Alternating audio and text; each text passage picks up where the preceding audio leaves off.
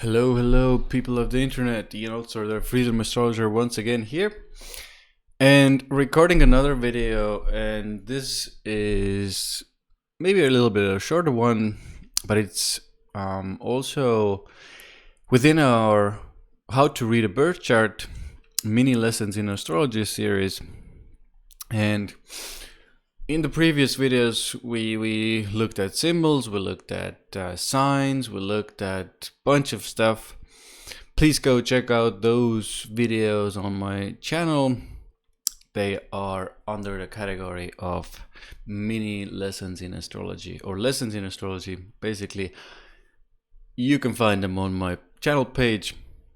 And now we're going to take another big topic on that is also very, very important for us. If we want to read the birth chart, remember guys, I've been telling, for those of you who have been watching, we need to build those foundations constantly to know more, to know the basics. Then it's easier to start later on to grasp the harder stuff, so to speak. So we're building the basic foundations right now. We just finished the signs, and now another very, very, very, very important topic is the houses. Now, remember, I think it's in the first video where I described the wheel and I talked about the symbols, and on natal chart or birth charts, usually, especially more modern Western softwares, it's just 1, 2, 3, 4, 5, so on and so forth until the 12th. These symbolize the houses. Now, before we get into the actual meaning of the houses, I'm going to now talk to you a little bit of let's say classification of houses, and there are a bunch of ways how we can classify the houses, and we're going to bring in some of them, and maybe let's say the most important of them, so it's easier for us to know what type of let's say quality a house has. So remember, with the signs, we talked about the quality of a sign, and we talked about the element of the sign. Now we're going to be talking about the quality of the houses now, and it's also, you're going to see a lot of similarities between the quality of the signs and between the quality of the houses. So let's start. Basically, one of the most popular ways to let's say, to differentiate or kind of group houses is very similar to what we do with the signs. So remember, with the signs, we started with Aries, for example. It was cardinal sign, fixed sign, and mutable. 1, 2, 3. 1, 2, 3. Very important. Now, with the houses, it's very similar. Only the names differentiate in one of the most popular ways we can group them. Number 1, angular. Remember that word, angular. Number 2, second house, succedent. And number 3, cadent. I'll do that again. Number 1, first house, angular. Number 2, second house, succedent.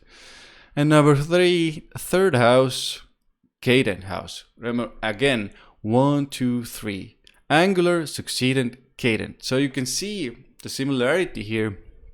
And I think for me personally, I very often, because I know the meanings are very similar, I'll get into what angular, succedent, cadent actually means as well. What are the qualities of those things? But for me, I very often kind of even use personally, because the angular and cardinal are very similar. Succedent and fixed are very similar. And the mutable and mind is blanking, and Cadent houses are very similar. So I'm going to maybe bring in now the more of the meaning of angular or succedent and cadent, so you can see the similarities, so I can explain it again. I'm sorry, I wanted to, I think, do that in a different order, but no worries, we'll get there. Basically,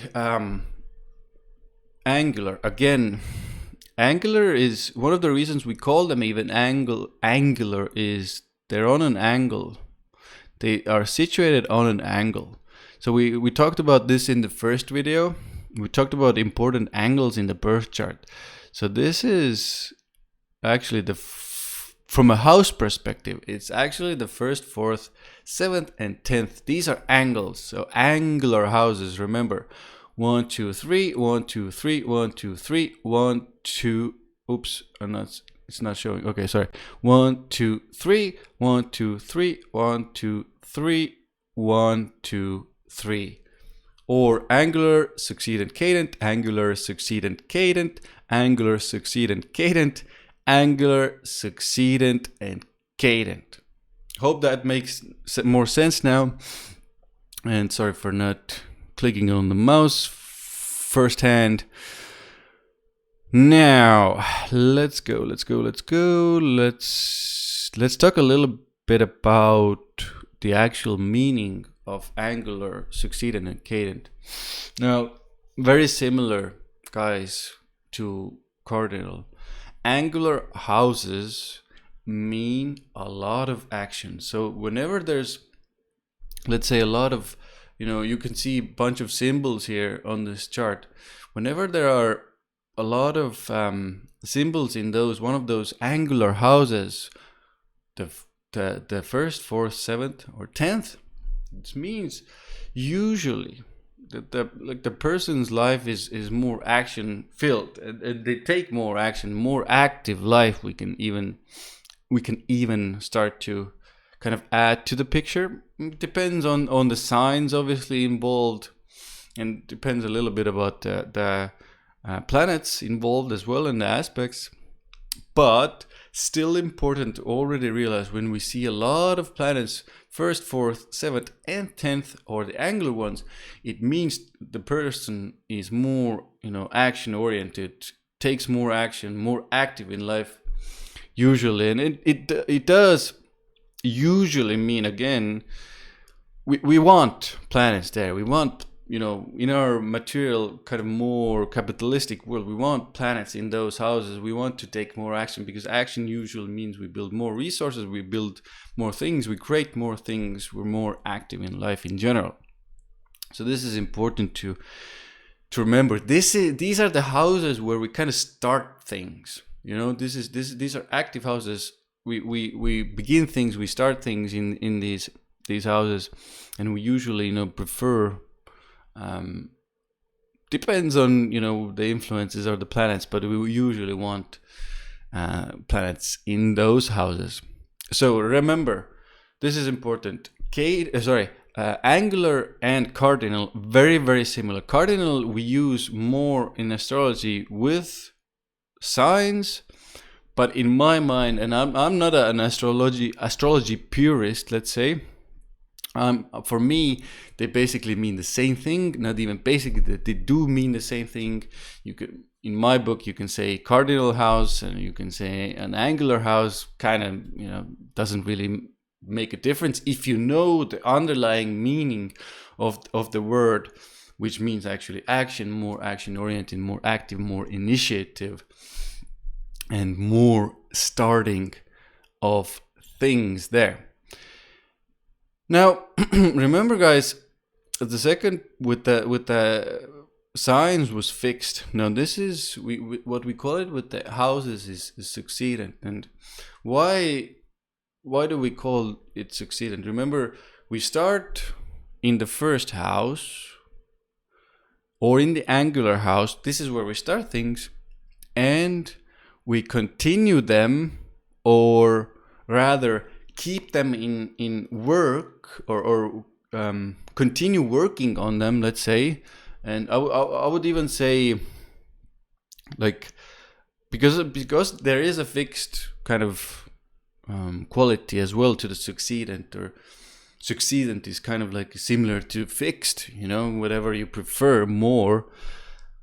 This is where we maintain, we keep the wheels going, we keep the wheels grinding away. We don't really make any really active new things in that house. We keep the thing working. It's more, I would say, oriented towards security, like very similar to fixed.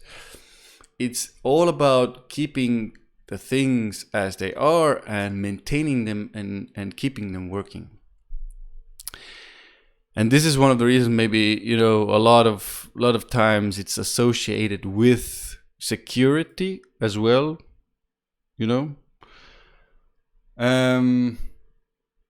some do associate with acquisition, and I can understand why. There is an element here with a lot of financial houses, let's say, are succedent. So there is an element of kind of accumulating something or getting something. Let's put it that way. So there is an element of acquisition there.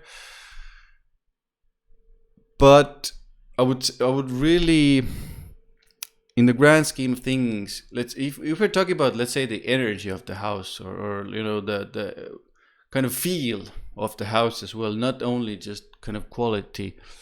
The feel of the house is more slow moving. There's no kind of rush there, like with the angular houses that I already spoke of. So remember that, guys, as well. Acquisition, sure, let's put that there as well, but also maintaining and keeping it working and kind of more slow moving. Now, this brings us to the last piece of the kind of at least this puzzle or this grouping technique, which is cadent. So remember, angular, succedent, cadent. Well, this is, yeah, you can see, this is the part where we're kind of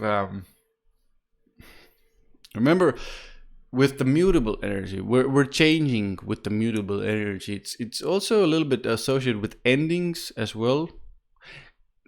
We can even give the word consequences there in those succedent houses. Again, with the mixture of the mutable, you can use that as well. We can use the word reflection in those succedent houses. The energy of the house, more so, it isn't quick and fast, it isn't super direct oriented, but it's not also, like we said with the succedent, it's not kind of like keeping the status quo at place. It's a mix and match with the succedent, cadent ones. It's like it's a mixture of both worlds. We kind of do things there. We change things, we make things, but we also kind of reflect, see the consequences of our actions that we started. This is, I think, an important. We see the consequences here in those cadent houses that we started in those angular houses, and it kept working in the succedent houses. So start here, keep working here, consequences here. Start here, keep working here, consequences here, so on and so forth. So I hope you can see, one of the main things I would like to give with this video is, I hope you can see like the cycles also within the chart. So it's not only just cycles in nature or anything, but it's because this is our birth chart, and this represents our life, so this means also there are cycles within these birth charts of ours. Hopefully this makes sense. If it doesn't, guys, please let me know in the comments. I'll do my best to kind of maybe explain it in another way. But I think the best way, we start here, keep working here, keep, attaining, keep the thing working, and we see we make changes here, and we see the consequences of our actions here. And then we go again. We start. Keep working, keep working. See the consequences. Start making changes, and once again start. And so on and so forth. Hopefully now I've repeated this, many times. Hopefully it does make sense to you. Next video, we're going to look into the actual meaning of the houses, and I'm going to do again in the groups of 3. So first 3 houses we're going to look at and the kind of meanings behind it.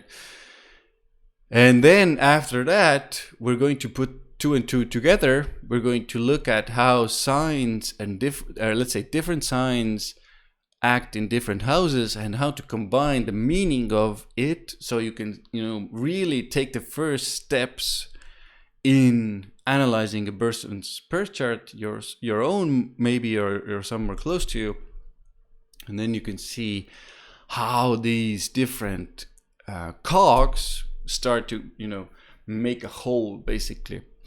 And please, if anything is confusing, please ask me more questions. I'll explain. And thank you very much for watching. Thank you very much for listening. Like, subscribe, share the video if you like it. And I'll see you very soon in a brand new video.